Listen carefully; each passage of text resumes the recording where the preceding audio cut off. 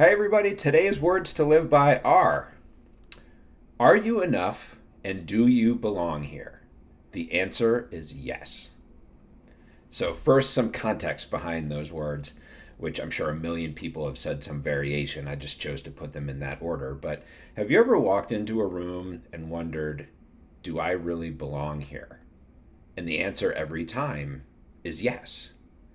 But when we waver on the answer, it's usually something called imposter syndrome. You might be familiar with it.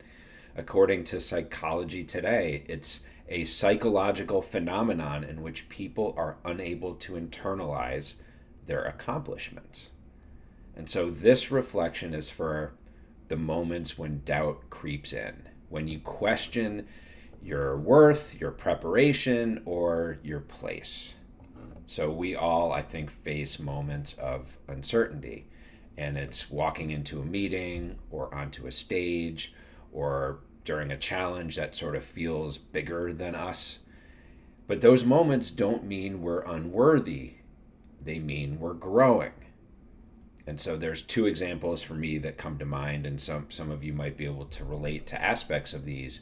But the first one was the first time I ever walked onto a real big tennis stadium to compete.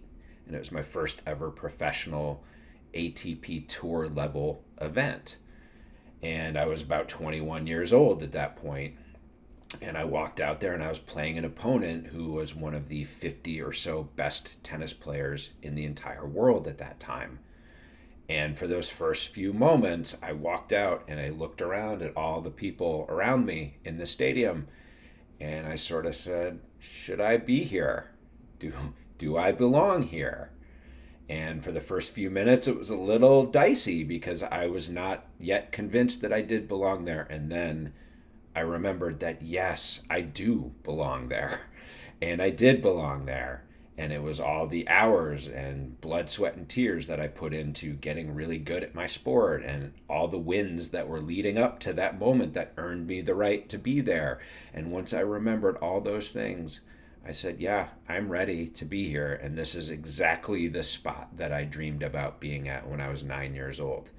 And all those years later, there I was. And yes, I was absolutely ready for that. And so once I convinced myself of that and I reminded myself of that, things were fine. And so it was just that those first few moments that were a little tricky that I think are normal for people when they're in sort of the first time doing something that big.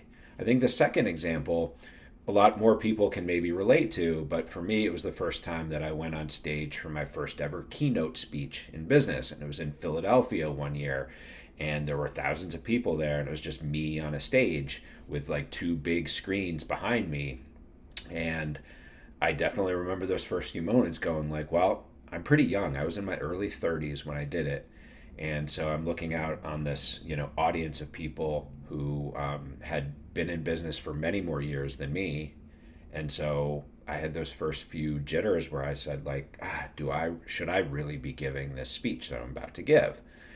And once I got about 30 seconds into it, I was like, yep, I absolutely belong here. And the reason is because people asked me to be there.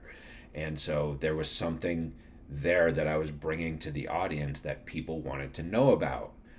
And so once I reminded myself of that, the answer to the question, do I belong there, was yes, I did.